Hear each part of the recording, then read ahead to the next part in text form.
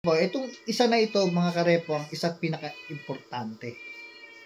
Kailangan nyo rin pong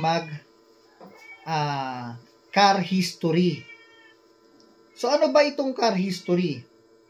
Kasi mga karepo, kailangan medyo mag-ingat tayo sa pagbili, wag basta-basta. So, sinabi ni seller, "Sir, ito Toyota Vios, binebenta ko.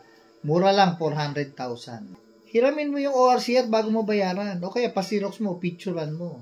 Alamin mo muna kung saang kasa yan nanggaling. O, halimbawa, nanggaling yan sa kasa sa Caloocan. Punta ka ng Caloocan. Pakita mo yung ORCR. Tapos sabihin mo, ito po kasing sasakyan na ito, binebenta sa akin. Ano po bang history nito? Ito po ba naka-loan sa bangko? So kung yan, makita nung taga-kasa na naka-loan pala sa bangko, sasabihin sa'yo, "Sir, naka-loan yan sa ganitong bangko."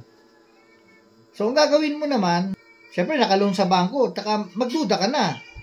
Ano lang tayo ngayon, 2023. Pero bakit binebenta sa'yo ng 400,000?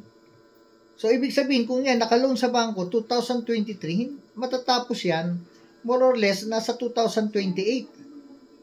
So yun, duda ka na doon. Takbo ka na doon sa bangko. Tanong mo kung ito ba pay off.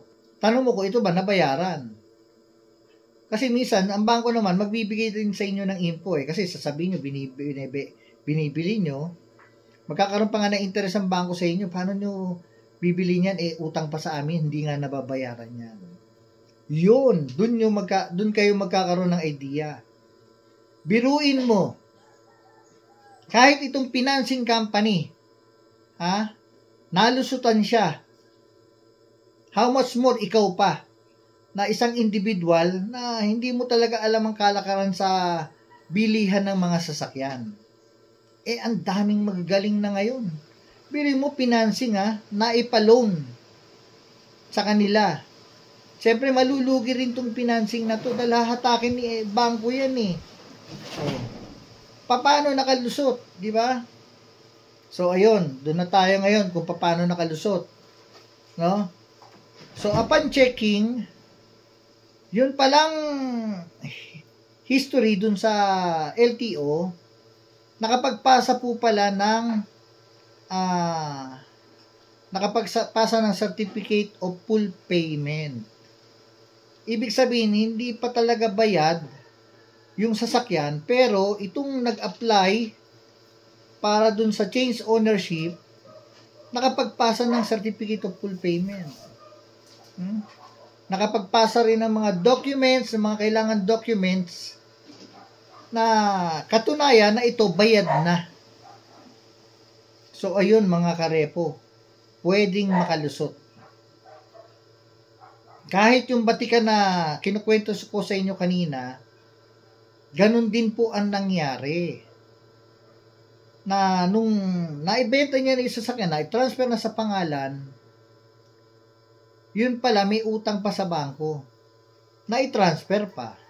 So anong ibig sabihin nito? Merong pagkakataon na maaaring dito sa LTO, hindi na nila chine-check kung bayad nga ba yan sa bangko. Hindi sila nagdo-double check. Or malay natin kung ano man yung pwedeng yung isipin. Diba? Ito, kaya ko naman sinasabi ito sa inyo, nangyayari. Kahit malaking financing ay nadadaya o nai-scam. How much more kayo pa na gustong bumili ng mga second hand na sasakyan. So, ayun mga karepo, So, may mga points akong sinabi sa inyo na mag-uugali na dapat nyong gawin. Then, kung paano rin mag-check para dun sa legality ng documents. Napaka-importante yung dulo, yung car history. Kasi doon, malalaman mo na rin kung talagang yan ba, utang pa sa bangko. At talaga naman pong talamak ngayon ang bilihan ng mga pasalo. Ang gagawin naman itong mga bumili ng pasalo na nasa social media, parang lilinisin yung dokumento, parang yung parang Mayan tulad mo dun sa yung money laundering. Dito, hindi money laundering. Parang ito naman, nililinis nila yung dokumento. Minsan, hindi natin masabi, baka pati LTO nadadaya. No? Kasi hindi sila nag-check dun sa bangko kung talagang bayad na. Hindi rin nagdududa. No? Halimbawa, 2023. 2023 model. Tapos ngayon, magpapasa ng pay-off amount o certificate of full payment. At ikaw naman bibili ngayon, tuwan-tuwa ka, mura lang ito sasakyan, no? Babayaran mo ngayon. So, ayun mga karepo. Yun, yung mga tipo ng parang akala mo nakatipid ka, naghanap ka ng mura dahil second hand, mapapamahal ka pala.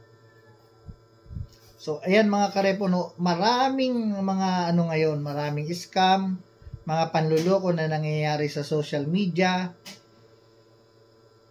o kahit nakaharap mo na yung tao, hindi mo alam, lulukuhin ka pala. So, kailangan nating maging mapagduda. Huwag tayo masyadong overexcited. No? Kailangan nating mag-imbestiga, mag-check. Background check tayo dun sa tao. I-check din natin yung sasakyan na binibili. Huwag po kayong magmadali. Ngayon, kung siya ang aatras, yung nagbebenta, dahil sa gusto mong proseso na gagawin mo para i-double check yung sasakyan, mas maigi. At least kesa naman mabiktima ka na maloko ka. Pag-usapan natin sa susunod yung mga paano nga ba naluloko yung ibang mga natin sa pagbili ng sasakyan. Kasi dami ko ng follower, mga karepo, totoo lang. Kinukwento nila kung paano sila naloko, paano sila na-scam. Tinitingnan ko yung social media kung merong mga nagkukwento ng gano'n na kung paano sila naloloko, parang wala akong nakikita. Merong iba na parang nagkukwento kung paano nga daw nangyayari yung lokohan, pero hindi ganun karami. So, idadagdag ko yung mga kwento ng ating mga follower na naloko. Para kayo na gustong bumili ng second hand na sasakyan, hindi rin kayo maloko. Mga karepo, maraming salamat po sa inyong suporta kay Repoman PH. Mega love shoutout sa inyo mga karepo.